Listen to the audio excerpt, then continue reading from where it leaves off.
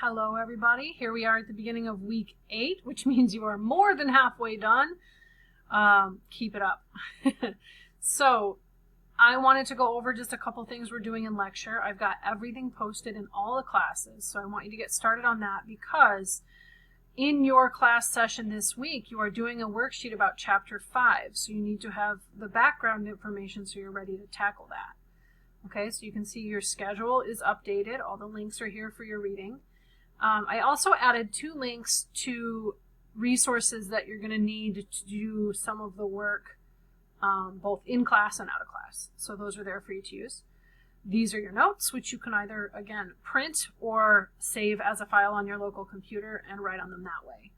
And then we have a series of videos that you want to watch and take some notes while you're watching them. Okay. This is an interesting article I refer to in this video. It's not required. There's no grade for it. I just think it's really interesting, and you can take a look at it if you're interested. But again, more notes, more videos to watch. In video 3, I go over the beginning part of the calculation in the notes. I want you to submit your written work on paper so I can see that you're setting things up correctly. If you do this before the due date, I'm going to grade it on Thursday this week and give lots of feedback.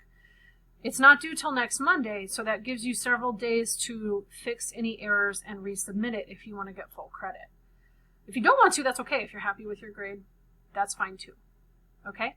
And then there's also one more crash course video. This is about experiment 7, kind of, and actually shows what we used to do in the chemistry lab, reacting hydrochloric acid and sodium hydroxide. So in class, either this week or next week, we'll see how it goes, you're going to do a project based on this with your group, okay?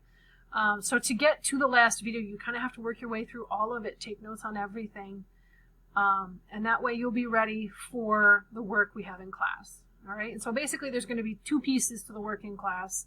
If everybody's doing okay on the first piece, we might get to tackle the group worksheet together, or at least start it during class. But if not, then we'll have to do that in between classes and talk about it next week. Okay, so that's the lecture plan. This is our first foray into energy calculations, so it's important that you're using all the resources I'm giving you here. For lab, we have, if you are in the Monday lab, you are doing titration of an unknown acid for group A. There's a video for that, so make sure you go in and check it out. Group B, you're doing that experiment 7 that I just referenced. Those of you who are on the typical schedule that didn't have a Labor Day issue, so that would be Tuesday, Wednesday, and Thursday labs, those of you in group B who did experiment 7 last week may have noted that the sodium chloride does not produce a very noticeable change in temperature. That's okay. You should still record the data. All right?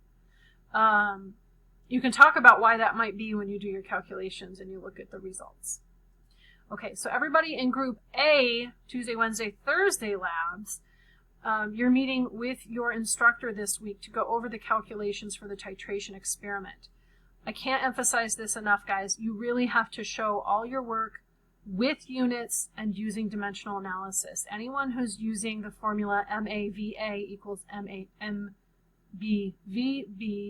the way that you might have been taught in high school, is not going to get the answers correct and also not going to get the points. So I really want to emphasize that our titration system is to use stoichiometry. And you'll go over that with your instructor so long as you have submitted your draft calculations for experiment 5 that were due. If you haven't submitted them, do it as soon as you can so that you can have the help, the one-on-one instructional time with your teacher to make sure you master those. They will be on the final, I promise. And then for group B, your task this week is you are doing the titration experiment in class. And next week you will have the meeting with your professor. Don't forget, again, click on the link and watch the video. It's there now. It's going to review some of the things we already learned about from the beginning of the semester. If you watch the video, you'll finish the experiment successfully much faster than if you don't.